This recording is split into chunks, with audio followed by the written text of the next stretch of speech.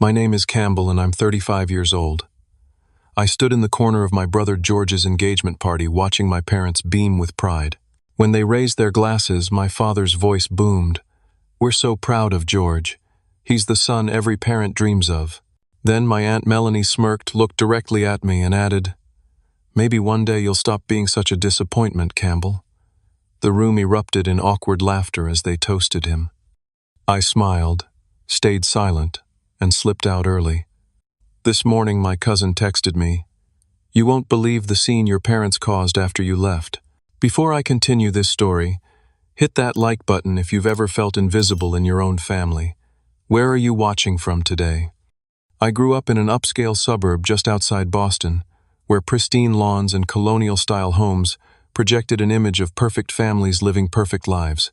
My father, Richard, built his reputation as one of the most successful attorneys in Massachusetts, known for his sharp mind and even sharper tongue in the courtroom. My mother, Eleanor, transformed her eye for design into a thriving interior decorating business, catering exclusively to the wealthiest families in New England. From the outside, we were the picture-perfect American family, successful parents, 2 healthy sons, and a house that could have been featured in Architectural Digest. But inside those immaculate walls, a different story unfolded. My brother George, 3 years younger than me, somehow became the center of our family universe from the moment he was born. Where I was thoughtful and introspective, George was outgoing and charismatic. While I spent hours in my room learning about photography and light composition, George dominated the football field, bringing home trophies that my father proudly displayed in our living room. My interests were labeled hobbies, while George's pursuits were achievements. The pattern established itself early. When I was 12, I saved for months to buy a used camera, teaching myself photography through library books and trial and error. 3 months later, the camera broke. A devastating loss for a kid who had found his passion. That same week, George mentioned wanting to try lacrosse. By the weekend, he had a complete set of brand new equipment. When I asked my parents about replacing my camera, my father looked up from his newspaper long enough to say, "Maybe you should find a hobby that doesn't break the bank." The disparity continued throughout high school. My senior year, I had my first photography exhibition at a local community center. My mother promised they would attend, but called last minute to say they couldn't make it. George had an unexpected football scrimmage. They didn't even ask to see the photos later. Meanwhile, they never missed a single one of George's games, even rearranging business trips to accommodate his schedule. Our family vacations followed the same pattern. If George wanted to go skiing, we went skiing even though I got altitude sickness. If George was interested in deep-sea fishing, we spent days on boats while I fought seasickness. My suggestions for photography trips to national parks were dismissed as boring without discussion. By the time I graduated high school, I had retreated deeply into my creative world, finding solace in capturing moments through my lens that others missed. Photography became my escape and my voice, a way to show people how I saw the world when words failed me. I applied to art schools behind my parents' backs, knowing they expected me to follow my father into law. When the acceptance letter from a prestigious photography program in New York came, my parents' reaction was worse than I anticipated. My father called it a waste of potential, while my mother worried what she would tell her friends. The argument ended with me packing my bags that night. At 22, I moved to New York with 2 suitcases, my camera equipment, and a determination to prove my path was valid. The next decade passed with minimal contact. I called on holidays and birthdays, enduring the inevitable questions about when I would get a real job. Our conversations were superficial, focusing on George's latest accomplishments. His law school graduation, his first big case, his promotion to partner at a prestigious firm. My own journey, the struggles to pay rent while assisting established photographers, my first solo exhibition in a small gallery, the award-winning documentary series I shot in Appalachia, received polite but disinterested acknowledgement. My early career showed promise. My work appeared in several respected photography magazines, and I built a modest reputation in New York's competitive art scene. But the last few years brought setbacks. The gallery representing my work closed during the economic downturn. A documentary project lost funding halfway through. The changing media landscape made it harder to sell editorial work. I found myself taking more commercial jobs, product photography, corporate headshots, just to pay the bills, work that paid but didn't feed my soul. Through these years, my cousin Jessica remained my only real connection to family. 3 years older than me, and equally estranged from the family expectations, she kept me updated on family news without judgment. It was Jessica who called to tell me about George's engagement to Amanda, a pediatric surgeon from a similarly accomplished Boston family. And it was Jessica who convinced me to attend the engagement party. "You don't have to stay long," she insisted during our phone call. "Just make an appearance. I'll be there as your buffer."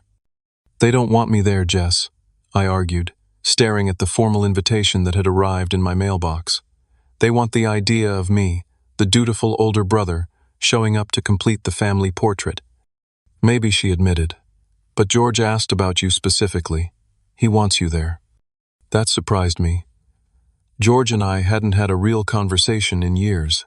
We exchanged birthday texts and occasional emails, but the close bond we had as very young children had dissolved under the weight of our parents' comparisons. "I don't know, Jess. Look, I know it's hard, but maybe it's time to break the pattern. Show up on your terms. See what happens." Against my better judgment, I agreed. I used some of my commercial photography earnings to buy a decent suit, booked a hotel room in Boston for 2 nights, and prepared myself to re-enter the world I had fled years before. The engagement party was held at the Boston Harbor Hotel in a ballroom overlooking the water. I arrived exactly 30 minutes after the start time, late enough to avoid the awkward initial mingling, but early enough to not be conspicuously absent. The valet took my rental car, giving it a slightly judgmental glance compared to the luxury vehicles ahead of mine. Walking into the venue felt like stepping onto a movie set, one where I was clearly an extra, not a main character. Crystal chandeliers cast a golden glow over round tables draped in cream linens. Elaborate floral arrangements of white roses and hydrangeas towered from each table center. A string quartet played softly in the corner. I estimated at least 100 guests milling about in designer clothes, champagne flutes in hand. My modest but well-tailored navy suit suddenly felt inadequate as I spotted my father across the room in what was undoubtedly a bespoke tuxedo. My mother stood beside him in an elegant silver gown, her blonde hair perfectly styled, not a strand out of place. They were speaking to an older couple I recognized as longtime family friends, my mother laughing gracefully at something being said. Before I could decide whether to approach them first or find the bar, my Aunt Patricia spotted me. "Campbell, my goodness, you actually came." Her voice carried, causing several heads to turn in my direction. She air-kissed both my cheeks, leaving the scent of expensive perfume. "Let me look at you. Still, so thin. Don't they feed artists in New York?" "Good to see you too, Aunt Patricia." I managed, already feeling the familiar tightness in my chest. "Your parents didn't think you'd make it." "Richard, Eleanor," she called out, waving them over. "Look who's here." My parents approached with practiced smiles that didn't quite reach their eyes. My mother embraced me stiffly. "Campbell, what a surprise," she said, her eyes quickly scanning my appearance. "You could have used a haircut before coming." My slightly too long hair had always been a point of contention. My father shook my hand firmly. "Son, glad you could fit this into your schedule." The pause spoke volumes about what he thought of my career. "Congratulations on George's engagement," I said, trying to keep things positive. "Yes, Amanda is wonderful. Perfect match for your brother." My mother beamed. "She's finishing her residency at Mass General. Her father is the chief of surgery there." "That's great. I'm happy for them." "And what about you, Campbell? Jessica mentioned you were having some career adjustments." My father's tone made it clear that adjustments was a euphemism for failures. "The industry is changing," I said neutrally. "I'm adapting." "Well, there's always room at the firm if you want something stable," he offered, knowing full well I would never accept. Before I could respond, my mother spotted someone more important. "Oh, the Whitmores just arrived. We should greet them. Campbell, do try to mingle. Your brother will be so pleased you're here." They drifted away as quickly as they had approached, leaving me standing alone. I made my way to the bar, ordering a whiskey neat. Liquid courage seemed necessary for the evening ahead. As I waited for my drink, I observed the room more carefully. Near the entrance, George stood with a beautiful woman I assumed was Amanda. She wore a champagne-colored dress that complemented her warm brown skin, her hair styled in elegant curls. George looked happier than I'd seen him in years, his arm wrapped protectively around her waist as they greeted guests. They make a good-looking couple, don't they? I turned to find a woman about my age standing beside me at the bar. She had the same warm complexion as Amanda, but wore a deep blue dress and had her hair in a sophisticated updo. They do, I agreed. Are you with the bride's side? Good guess. I'm Rachel, Amanda's sister. She extended her hand. And based on the family resemblance and the slightly uncomfortable expression, I'm guessing you're the elusive older brother, Campbell. I smiled despite myself. That obvious, huh?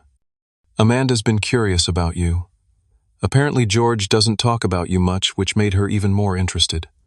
Not much to tell, I said, taking my drink from the bartender. I doubt that. Rachel accepted her own drink, some kind of martini. Amanda found your website, you know. She was impressed. We both were. This caught me by surprise. My photography website. Unless you have another secret career, your Appalachia series was beautiful, raw, and honest. For the first time since arriving, I felt something other than anxiety. Thank you. That project meant a lot to me. It showed. She looked around the room. These kinds of events are a special kind of torture, aren't they? All the social performance. You're not enjoying being the supportive sister. About as much as you're enjoying being the supportive brother. She raised her glass in a small toast to surviving family obligations. I clinked my glass against hers, feeling like I'd found an unexpected ally. Our conversation was interrupted by the announcement that dinner would be served shortly. Rachel excused herself to find her parents, and I consulted the seating chart. To my disappointment, but not surprise, I was placed at a table far from the family with some distant cousins and business associates.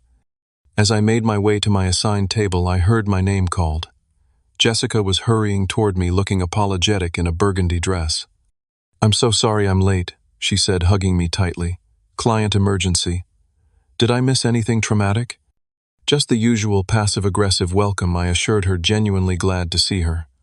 I see they've seated us with Cousin Robert and his incredibly boring wife, Jessica, noted, linking her arm through mine.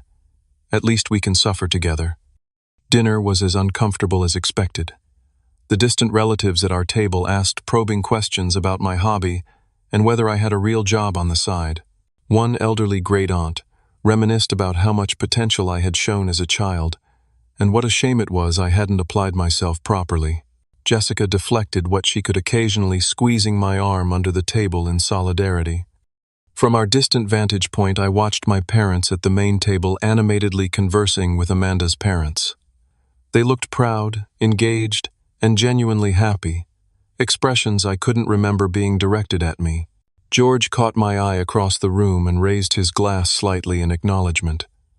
I returned the gesture, wondering what he really thought about my presence here. After the main course was cleared, the soft chime of a knife against crystal signaled the beginning of the toasts. My father stood first, commanding the room with his presence, as he always had in courtrooms and boardrooms. His tall frame straightened to its full height, shoulders squared in his impeccable tuxedo. The room fell silent immediately. For those who don't know me, I'm Richard George's father, he began, his resonant voice carrying without need of a microphone. When my son told me he'd found the woman he wanted to spend his life with, I wasn't surprised. George has always known exactly what he wants and how to achieve it. A murmur of appreciative laughter rippled through the crowd. From the moment George could walk, he showed us the kind of man he would become. Determined, focused, and exceptional in everything he attempted. I still remember his first Little League game, how he stepped up to bat with such confidence. He struck out that day but came back the next game and hit a home run. My father's voice swelled with pride, his eyes bright with emotion I rarely saw. That's who George is. He doesn't give up. He excels. Through school, through law school, through his career, he has exceeded every expectation we ever had for him. And now, in finding Amanda, he has once again shown his impeccable judgment. My father turned slightly toward George and Amanda, raising his champagne glass higher. Amanda, we are delighted to welcome you to our family. You are brilliant, kind, and clearly have the good sense to recognize what a remarkable man our son is. More appreciative laughter followed. My mother stood to join my father, her hand slipping naturally into his.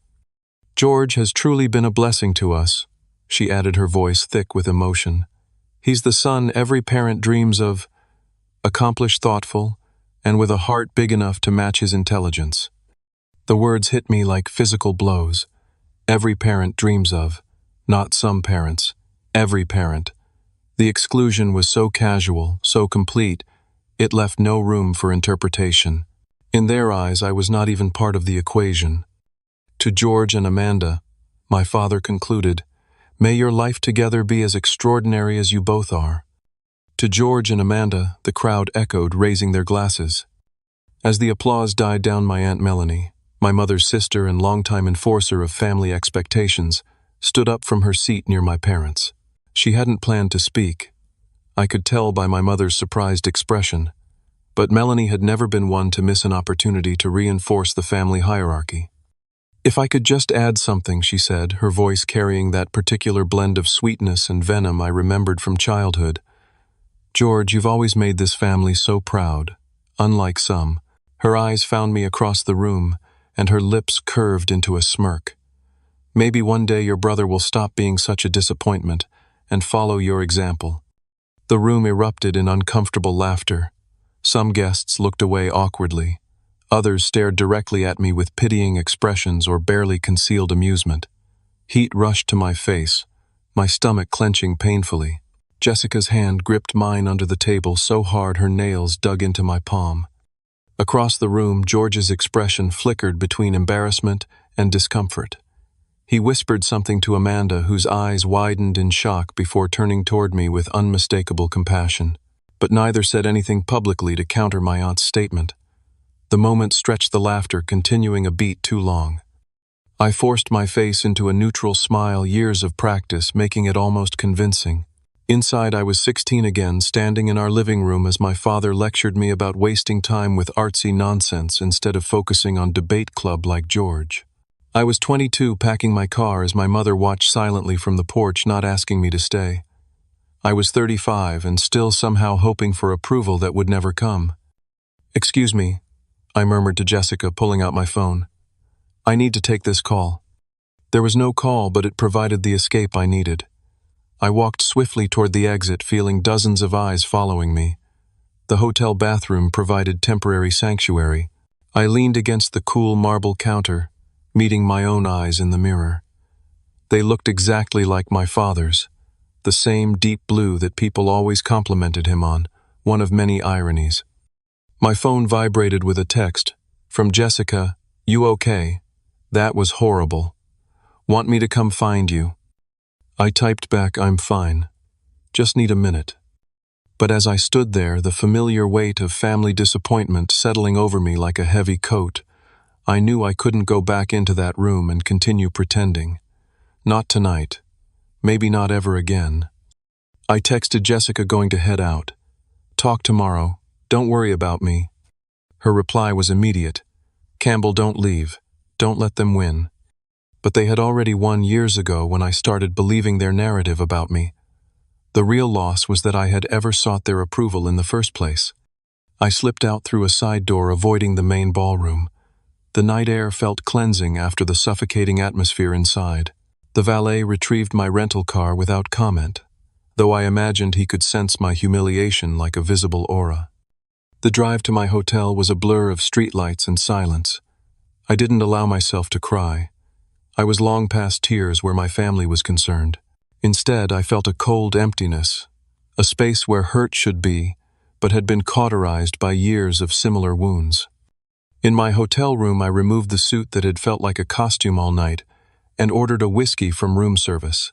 Sitting in the dark by the window overlooking the city lights of Boston, I wondered what it would have been like to grow up with parents who celebrated my differences instead of trying to correct them, who saw my sensitivity as strength, not weakness, who valued my eye for beauty as much as George's eye for opportunity. My phone buzzed repeatedly, Jessica calling, then texting. Eventually, I turned it off, completely unable to process anyone else's emotions when my own were so raw. Tomorrow would be soon enough to debrief. Tonight, I just needed to be alone with my thoughts, to remind myself that my worth wasn't determined by my family's narrow definition of success.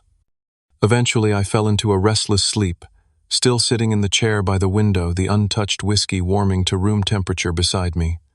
I woke to sunlight streaming through the curtains I'd forgotten to close, and an aching neck from sleeping upright in the hotel chair. My phone, which I'd turned back on before falling asleep, showed 7 missed calls and numerous text notifications. Most were from Jessica, with increasing urgency. "Call me when you get this. Seriously, Campbell, you need to hear what happened. You won't believe the scene your parents caused after you left." The last message had come just an hour ago. "Meeting you for coffee at 9 at the hotel restaurant. No arguments." A glance at the clock showed it was already 8:40. I showered quickly, trying to wash away both the physical and emotional residue of the previous night. Dressed in jeans and a simple button-down, clothes that felt like me, not the performance of who my family wanted me to be, I headed downstairs. Jessica was already waiting 2 coffee cups in front of her. Her hair was pulled back in a messy ponytail, and she wore minimal makeup, a stark contrast to her polished appearance the night before. "You look terrible," she said by way of greeting. "Good morning to you too," I replied, sliding into the seat across from her. She pushed a coffee toward me. "Black, 2 sugars, still your preference?" I nodded, surprised she remembered. "Thanks." "You should have stayed last night," she said without preamble. "It got interesting after you left." If by interesting you mean more family members taking turns pointing out my inadequacies, I'm glad I missed it. Jessica leaned forward, her expression serious. "That's just it. That's not what happened at all." She took a sip of her coffee, seemingly gathering her thoughts. "After you left Amanda, sweet proper surgeon Amanda, completely lost it. This was not what I expected." "What do you mean?" "I mean she stood up, clinked her glass to get everyone's attention, and proceeded to call out your Aunt Melanie and your parents for their treatment of you." I nearly choked on my coffee. "She did what?" "Oh yes. Apparently she's been looking at your work online for months. She told the entire room that your photography was profoundly moving, and that any family should be proud to have an artist of your caliber in their midst." I set down my cup, trying to process this information. She doesn't even know me. Doesn't matter. She knows talent when she sees it, and she knows bullying too, apparently. She said, and I'm quoting, "As best I can remember, I find it appalling that you would humiliate Campbell publicly at what should be a celebration of love and family." "What did my parents say?" Jessica smiled grimly. "Your mother tried to play it off as a joke, said Melanie was just teasing and that you've always been too sensitive. That's when George stepped in." "George?" This was getting harder to believe. "What did he do?" "He stood up next to Amanda and said he agreed with every word she said, that he's watched for years as our family undermined and dismissed your choices, and that he wouldn't have his brother disrespected at his engagement party." I stared at her, searching for signs she was exaggerating. Finding none, I asked, "How did my parents react?" "Not well. Your father accused George of making a scene and suggested they discuss family matters privately. That's when Aunt Melanie made her fatal error." "Which was?" "She said something about how George shouldn't ruin his special night defending someone who clearly doesn't care enough about family to pursue a respectable career or even maintain regular contact." Jessica paused for dramatic effect, clearly enjoying being the bearer of this unexpected news. And I prompted, "And that's when Amanda's father, remember Chief of Surgery, very dignified man, stood up and said that in his experience, people who create art that connects with others, the way your work does, are contributing more to humanity than many respectable professions." Then he asked if anyone had actually looked at your documentary series on rural healthcare access. My documentary series, the one I'd spent 2 years working on, traveling through Appalachian communities documenting the healthcare crisis there. The project that had drained my savings but resulted in work I was genuinely proud of. Work my family had never acknowledged. This is hard to believe, I said finally. It gets better. Your mother tried to change the subject, but George wouldn't let it go. He said he's always admired your courage to pursue what you love, despite the family pressure. That he sometimes wishes he'd had your strength to chart his own course. He said that, about me. Jessica nodded, reaching for her phone. People were posting about it on social media afterward. Look. She showed me a few vague posts from mutual acquaintances, referencing unexpected drama and family revelations at the engagement party. One cousin had written, "Never seen Richard speechless before." Quite refreshing, actually. Anyway, Jessica continued the whole thing, basically imploded after that. Half the guests were uncomfortable, the other half were fascinated. Your parents tried to regain control, but the damage was done. The party broke up early with various factions taking sides. And George, is he okay? I wouldn't want this to ruin things for him and Amanda. Jessica's expression softened. That's so you, Campbell.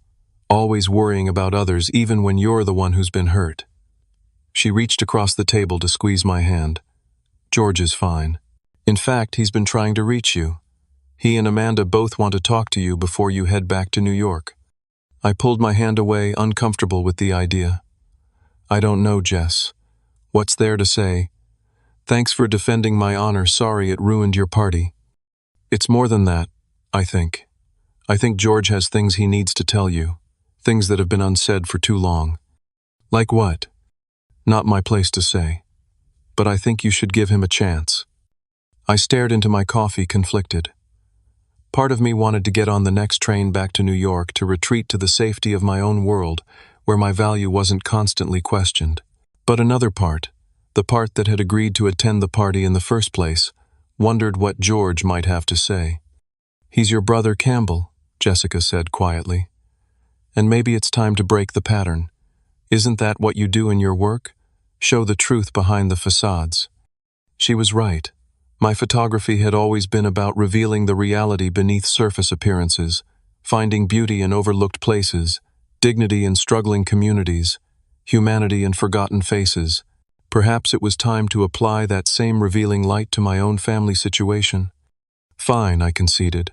I'll meet with him before I leave. Good. Jessica sat back, looking satisfied. He suggested that coffee shop on Newbury Street, the one you two used to go to as teenagers.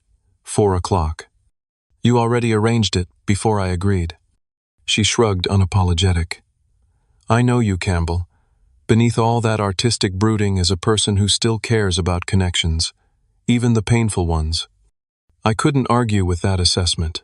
For all my attempts to distance myself from my family, I had never quite cut the cord completely. Perhaps it was time to understand why. The Thinking Cup on Newbury Street hadn't changed much in the years since George and I used to come here as teenagers. It had been our neutral territory then, a place equidistant between my photography club meetings and his debate team practice. We'd meet here on rare Wednesday afternoons when our schedules aligned, drinking coffee that felt sophisticated to our teenage palates, pretending to be adults with our own lives and choices. I arrived 15 minutes early, selecting a corner table that offered some privacy. The familiar aroma of freshly ground beans and the soft hum of conversation brought back memories of a time when George and I were still allies rather than comparative measuring sticks for our parents' approval. At precisely 4 o'clock, George walked in. Unlike last night, he wasn't wearing a designer suit, but casual clothes, similar to mine. Jeans and a simple navy sweater. He scanned the room, his expression uncertain until he spotted me. Something about his vulnerability in that moment caught me off guard. Hey, he said, sliding into the chair across from me. Thanks for coming. Jessica can be pretty persuasive, I replied, not quite ready to admit I'd wanted to come. An awkward silence stretched between us. George broke it first. About last night. You don't need to explain, I interrupted. Jessica filled me in on the highlights. No, I do need to explain. Not just about last night. He ran a hand through his hair. A nervous gesture I remembered from our childhood. I need to explain about the last 20 years. I raised an eyebrow. That's ambitious for one coffee meeting. A ghost of a smile crossed his face. Always the quick comeback. I've missed that, you know. The sincerity in his voice surprised me. Have you? Yes, Campbell. I've missed a lot about you. He sighed deeply. Look, I know what you think. That I enjoyed being the golden child. That I soaked up all the attention and approval while you got whatever was left over. Which wasn't much. That's not what I think, I said automatically, then paused. Okay, maybe it is what I think sometimes. But I don't blame you for it. Mom and Dad made their choices about who and what to value. That's just it. I never wanted to be valued for the things they valued me for. His voice dropped lower, as if confessing something shameful. Do you know why I went into law? Because Dad expected it, I answered immediately. Yes. And because I was terrified of disappointing him, of ending up. He trailed off. Like me, I finished for him. I was going to say alone. Like you seemed after you left. He met my eyes directly. Campbell, I've always admired your courage. You pursued what you loved, despite knowing it would cost you their approval. This was so opposite to what I'd always assumed that I couldn't formulate a response. I wanted to go into environmental science, George continued. I was fascinated by ecology sustainability, but when I mentioned it to Dad as a possible college major, he laughed, actually laughed, said there was no future in tree hugging, and reminded me that the family had connections at all the top law schools. I never knew that, I said quietly. How could you? We stopped really talking by then, but while you were learning photography in New York, I was memorizing case law and hating every minute of it. But you're good at it, I pointed out. You made partner so young. I'm good at pleasing people, at meeting expectations. Not the same thing as passion. He took a sip of his coffee. When I saw your website, your real work, not the commercial stuff, I felt. He struggled for the word. Envious. Not of the success or recognition, but of the freedom, the authenticity. My real work barely pays the bills, George. But it means something. To you and to others. He leaned forward. Amanda found your website months ago when we got engaged. She was researching the family she was marrying into. She showed me your Appalachian healthcare series, and His voice caught. I was so proud to say you were my brother. The admission hung between us, reshaping the narrative I'd constructed about our relationship. The truth is, George continued, I've been trapped by parents' expectations in ways you escaped. Every choice I've made, law school, the firm, even where we're looking to buy a house, has been to maintain their approval. But you have their approval, I said, still confused. You always have. Conditional approval, he corrected. Based on continuing to be who they want me to be. One wrong move, he snapped his fingers, and I become you in their eyes. The bluntness of this statement should have hurt, but instead it clarified so much. So last night, when you defended me, I finally said what I've wanted to say for years. His expression was both troubled and relieved, though I have to give Amanda credit for the courage to start it. Jessica mentioned Amanda's been looking at my work. Why? She's interested in healthcare advocacy. Your documentary about rural healthcare access resonated with her. She couldn't understand why our parents never mentioned having a son doing such important work. Important, I echoed. The word felt foreign applied to my photography. Campbell, did you know that series was featured in several medical school curriculums? Amanda's colleague uses it to teach about healthcare disparities. I hadn't known that. My work had received some critical acclaim in photography circles, but I had no idea it had reached medical education. The irony is, George continued, your work that our parents dismiss has probably had more real-world impact than half my legal cases combined. He reached into his pocket and pulled out his phone, opening a browser to show me something. This article in the Journal of Medical Education referenced your photograph specifically, and this healthcare policy group cited your documentation as influential in their rural outreach program development. I stared at the screen, genuinely shocked. In my struggle to make ends meet, I'd lost track of how my work was being received in worlds outside my own.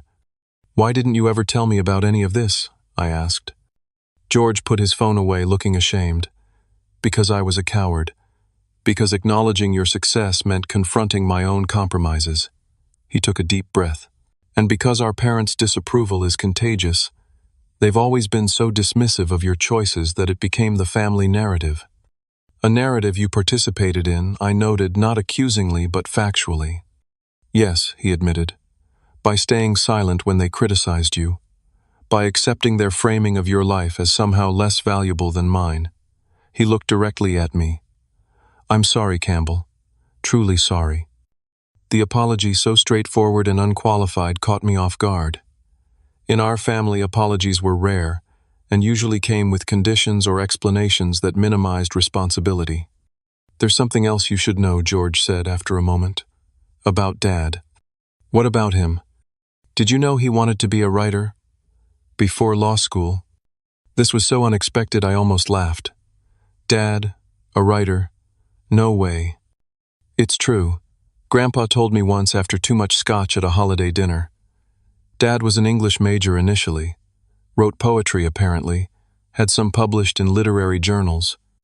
I tried to reconcile this information with the pragmatic, numbers-oriented father I knew. What happened? Grandpa happened. Told Dad there was no future in writing and cut off financial support until he switched to pre-law. George's expression was grim. Sound familiar? The parallels were undeniable. So when I chose photography, you became Dad's worst fear.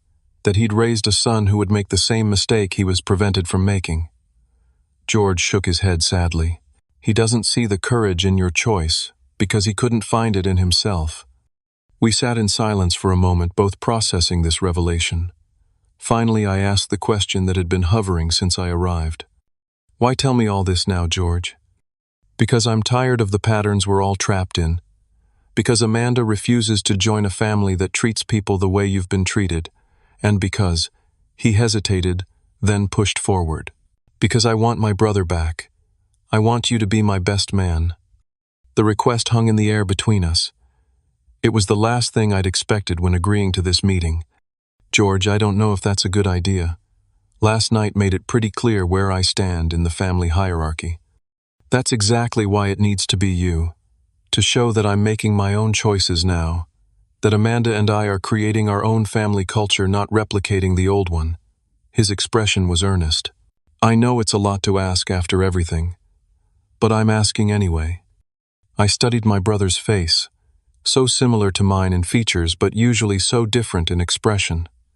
Today I saw something new there, vulnerability, hope, and a genuine desire for connection. Let me think about it, I said, finally. He nodded, accepting this non-answer with unexpected grace. Fair enough. He reached across the table not to shake hands, but to grip my forearm the way we used to as kids making a pact. Whatever you decide, I want you to know I'm proud to be your brother Campbell. Always have been. As we parted ways outside the coffee shop, I felt lighter somehow, as if a weight I'd carried for so long I'd forgotten it was there had shifted slightly. Not disappeared, but changed position enough to let me stand a little straighter. Walking back toward my hotel, I made an impulsive decision. Instead of returning to New York the next morning as planned, I would make one more stop before leaving Boston. The following afternoon, I stood on the familiar brick pathway leading to my parents' home in Beacon Hill. The 3-story brownstone looked exactly as it always had, impeccably maintained with perfectly trimmed boxwoods, flanking the entrance and tasteful window boxes displaying seasonal flowers. This had never felt like home to me, even when I lived here. It was always a showcase designed to impress, rather than comfort. I hesitated before ringing the bell, second-guessing my decision to come. After yesterday's conversation with George, I'd spent a restless night contemplating everything he'd revealed. The realization that my father had once harbored artistic ambitions himself had shifted something fundamental in my understanding of our relationship.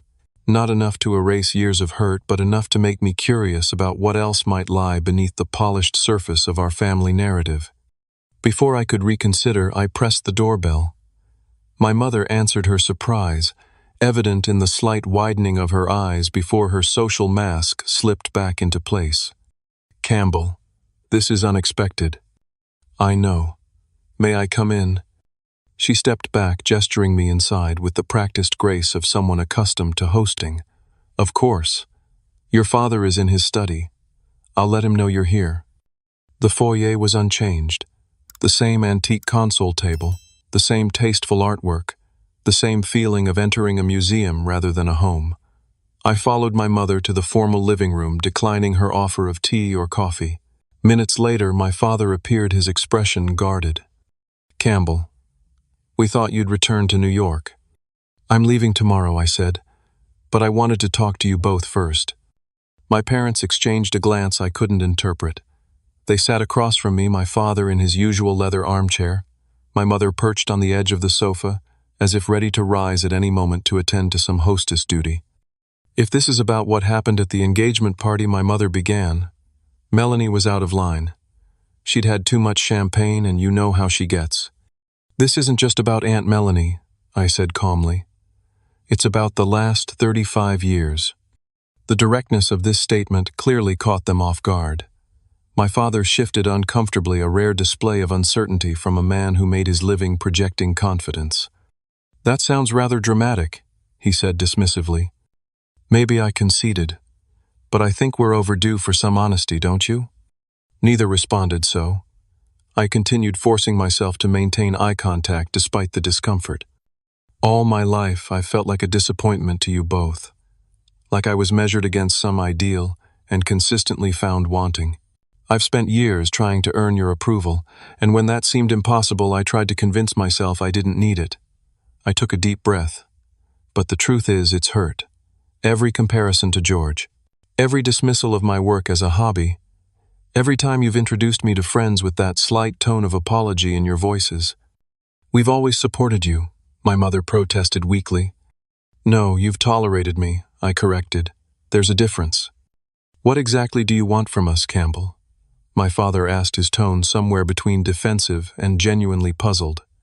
Instead of answering immediately, I reached into my messenger bag and pulled out a portfolio I'd brought with me. I opened it on the coffee table between us. This is some of my work, I said, laying out several large prints from various projects.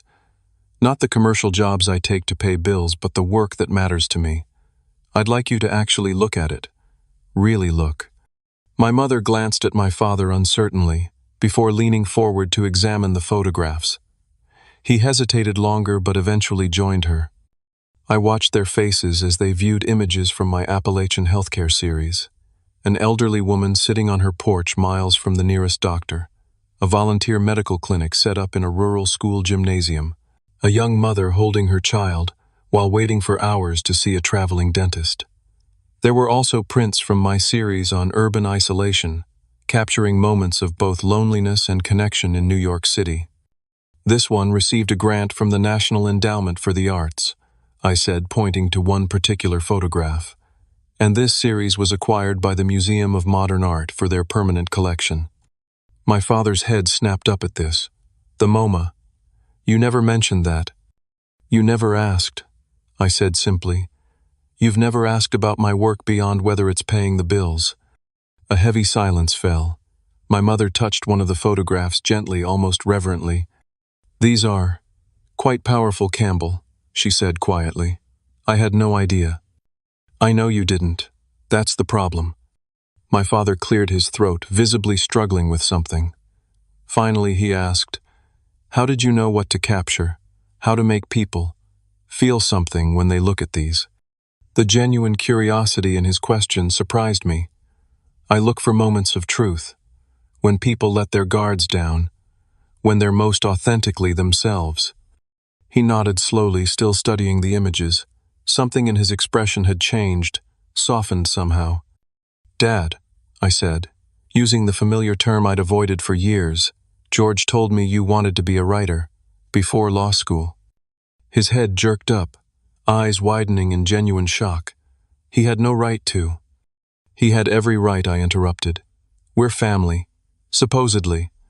My father's jaw tightened, but instead of the anger I expected, something else crossed his face. A fleeting sadness quickly suppressed. That was a very long time ago, he said stiffly. But it happened. You had a passion for something creative, and you were forced to abandon it. I leaned forward. Is that why you've been so hard on me? Because I chose the path you couldn't take." For a moment, I thought he wouldn't answer. Then to my astonishment, his eyes glistened with unshed tears. "You have no idea what it's like," he said, his voice rough with emotion, "to watch your son choose a path that you know, leads to struggle and disappointment. How could you know that I challenged? You never took that path yourself." "Exactly." The word exploded from him. I was spared that uncertainty, that instability. My father did what was necessary to ensure I had a secure future. "And were you happy?" I asked quietly. He looked away. "Happiness is a luxury, Campbell. Security, respect, providing for your family. These are what matter." "They matter," I agreed. "But they're not the only things that matter." My mother, who had been uncharacteristically quiet, spoke up. "We worried about you, Campbell. We still do. The arts are so uncertain. We've seen so many talented people struggle, end up bitter and broke. And you thought criticism and withdrawal would somehow prevent that," I asked, not unkindly. "We thought." She hesitated. "We thought you'd eventually see reason. Choose something more practical." "Like George did," I noted. "Yes," she acknowledged. "Though after the other night, I wonder if we were wrong about that too." This admission, that they might have been wrong about something so fundamental, felt momentous. For the first time in my adult life, I saw my parents not as the infallible authorities of my childhood, but as flawed, complex people with their own fears and regrets. "I don't expect you to suddenly understand or approve of my choices," I said carefully. "But I do want you to see me, really see me, for who I am, not who you wished I would be." My father stood abruptly and walked to the window, staring out at the garden. For a long moment he said nothing. When he turned back, his expression was different, less guarded, more genuine than I'd seen in years. "Your photographs," he said haltingly. "They have a perspective I hadn't considered, a way of seeing beyond the surface." He gestured vaguely at the prints still laid out on the table. "Perhaps I could see more of your work sometime." It wasn't an apology. It wasn't even a direct acknowledgement of all that had been said. But from my father, this tentative expression of interest represented a seismic shift. My mother rose and moved to stand beside him, her hand resting lightly on his arm. "We have that empty wall in the dining room," she said, her voice carefully neutral. "Perhaps one of Campbell's pieces would look nice there." I almost laughed at the understatement. The suggestion that my work might look nice as decor, rather than being valued for its artistic merit. But I recognized the gesture for what it was, a small step across a vast divide. "I'll send you some options to consider," I said, matching her neutral tone while meeting my father's eyes. As I gathered my portfolio to leave, my father cleared his throat again. "George mentioned you might be, that he's asked you to be his best man." "He did ask," I confirmed. "And will you?" my mother inquired, trying and failing to sound merely curious. "I haven't decided yet," I said honestly. "It depends on a lot of things." "Such as?" my father pressed. "Such as whether I believe we can all be in the same room without repeating the patterns of the past." I stood with my bag packed, ready to leave. "Such as whether I believe this conversation today will lead to real change, or if it's just another moment that will be conveniently forgotten." My directness clearly made them uncomfortable, but neither objected to the challenge implicit in my words. As I reached the front door, my mother surprised me by touching my arm. "Campbell," she said hesitantly, "thank you for coming today, for showing us your work. I'm sorry we haven't seen it before." It wasn't everything I might have hoped for, but it was perhaps everything I could realistically expect from this first real conversation. Not a complete transformation, but a crack in the facade that had separated us for so long. A possibility. "I'll be in touch about George's wedding," I said, stepping out onto the brick pathway, "and about those photographs for your dining room wall." As I walked away from my childhood home, I felt neither the crushing disappointment nor the vindication I might have anticipated. Instead, I felt something unfamiliar but not unwelcome. The possibility that relationships like photographs can be reframed, slowly, carefully, one perspective at a time. 6 months later, I stood in the grand ballroom of the Boston Public Library, adjusting my bow tie in a gilt-edged mirror. The historic space had been transformed for George and Amanda's wedding, with cascading white orchids and soft lighting that highlighted the arched ceilings and ornate details of the century-old architecture. "Need help with that?" George appeared beside me in the mirror, already perfectly put together in his tuxedo. "I've got it," I assured him, finally getting the tie straight. "Though I'm still not sure how you talked me into wearing this monkey suit. The same way Amanda talked me into this venue instead of the country club Mom and Dad wanted. Persistence and puppy dog eyes." He grinned, then grew more serious. "Thank you, Campbell, for being here, for saying yes." I turned to face my brother directly. "Thanks for asking, and for everything else." The everything else encompassed months of cautious rebuilding, weekly phone calls that grew increasingly comfortable, a few tense but productive family dinners, and George's unwavering insistence that I be treated as an equal in all. Wedding preparations. There had been setbacks, of course. My mother still occasionally made comments about my unusual career, and my father sometimes lapsed into his old patronizing tone. But there had also been genuine moments of connection, my father asking thoughtful questions about my latest project, my mother proudly showing a visiting friend the photograph now hanging prominently in their dining room. "How are you feeling?" I asked George. "Ready for the big moment?" "Surprisingly calm," he replied. "When something's right, you just know it." I nodded, understanding he wasn't just talking about Amanda. George had made other significant changes in the past months, including stepping away from corporate law to join a non-profit environmental legal defense fund, a move that had initially shocked our parents, but ultimately earned their reluctant respect. A knock at the door signaled it was time. As best man, I'd be walking down the aisle with Amanda's sister Rachel, who had become more than just a wedding party connection over the intervening months. Our shared experience as family outsiders had evolved into a deeper understanding and eventually a relationship that neither of us had expected but both welcomed. The ceremony passed in a blur of emotion. Amanda radiant in her elegant gown, George looking at her with undisguised adoration, their personally written vows bringing tears to even the most stoic guests. I found myself watching my parents' reactions throughout the ceremony. They sat in the front row, my father's arm around my mother's shoulders, both of them beaming with pride. What surprised me was that when I caught my father's eye, as I stood beside George, his proud smile included me too. At the reception, I took my place at the microphone for the best man's toast. The room quieted as I surveyed the gathered faces, family members who had witnessed my humiliation at the engagement party now watching expectantly to see what I would say. For those who don't know me, I'm Campbell, George's older brother. I began making eye contact with various guests. Growing up, George and I were very different people with very different paths. For a long time, those differences seemed to define our relationship, or lack thereof. I paused, finding Rachel's encouraging smile in the crowd, then continuing with renewed confidence. But what I've learned over these past months is that differences don't have to divide us. They can complement each other, offering perspective we might otherwise miss. I turned toward George and Amanda. George has always had the ability to see the best in people, to believe in possibilities others might dismiss. It's what makes him an incredible brother, and what will make him an amazing husband. I raised my champagne glass higher.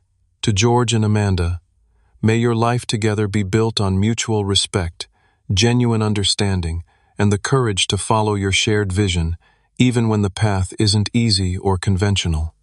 To George and Amanda, the crowd echoed glasses clinking throughout the room. As I returned to my seat, my father caught my arm briefly. "Well said, son." He murmured the simple compliment, meaning more than any elaborate praise might have.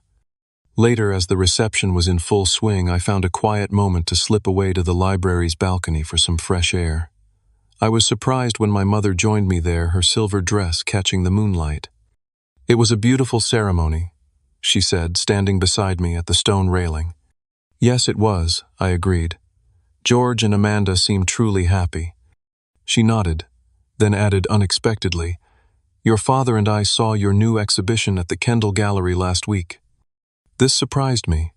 I'd mentioned the exhibition casually during our last family dinner, but hadn't explicitly invited them, unsure whether they'd be interested. "What did you think?" I asked, trying to keep my tone neutral. It was illuminating. She chose her words carefully. "Seeing your work in that context, surrounded by people who clearly value what you do, it helped me understand." "Understand what?" "Why you've fought so hard to follow your own path." She turned to face me directly. "I still worry about you, Campbell. I suspect I always will. But I'm beginning to see that there are different kinds of success, different ways to build a meaningful life." Coming from my mother, this acknowledgement was monumental. Before I could respond, Rachel appeared in the doorway. "There you are," she said, smiling at us both. "They're about to cut the cake." My mother patted my arm gently. "We should go back inside. Your date is looking for you." The slight emphasis on date and the approving glance she gave Rachel suggested another small step forward. As the evening wound down, I found myself observing the room through the eyes of the photographer. I was noticing moments others might miss. My father laughing genuinely with Amanda's father over shared stories. George dancing with our grandmother with tender care. Rachel chatting animatedly with my cousin Jessica, both of them glancing my way occasionally with conspiratorial smiles. And when the time came for the final toast of the evening, I was surprised when both my parents rose, glasses in hand. "We want to thank everyone for sharing this special day," my father began. "Seeing George and Amanda begin their journey together fills us with joy and hope for their future." My mother continued seamlessly. "And we want to thank both of our sons, George, for his steadfast heart, and Campbell for his perceptive eye. We are fortunate and proud to be your parents." Our eyes met across the room, and in that moment of connection, I felt something shift inside me. Not a complete healing of old wounds, but a genuine beginning. The acknowledgement was simple but profound: both of our sons.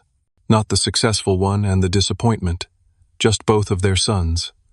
The journey to this moment had been long and often painful. There were still uncomfortable silences, misunderstandings, and moments when old patterns threatened to reassert themselves. But there was also something new emerging, a family dynamic based on acceptance rather than expectations, appreciation rather than comparison. I had learned that confronting painful family dynamics takes tremendous courage, but avoiding them only prolongs the suffering.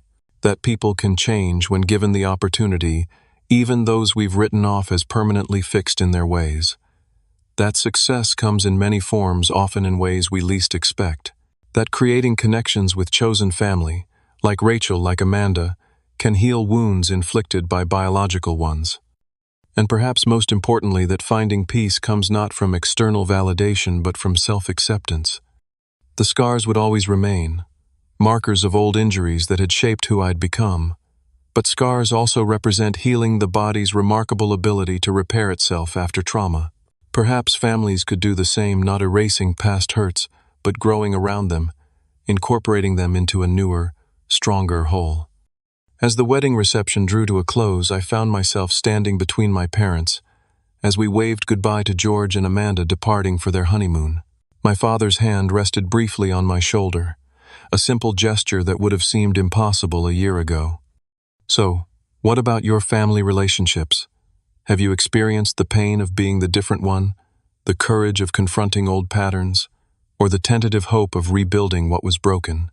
I'd love to hear your stories in the comments below. Remember that healing isn't always a straight line.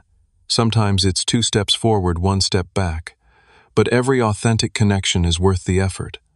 If this story resonated with you, please hit that like button and subscribe to hear more stories of family reconciliation and personal growth.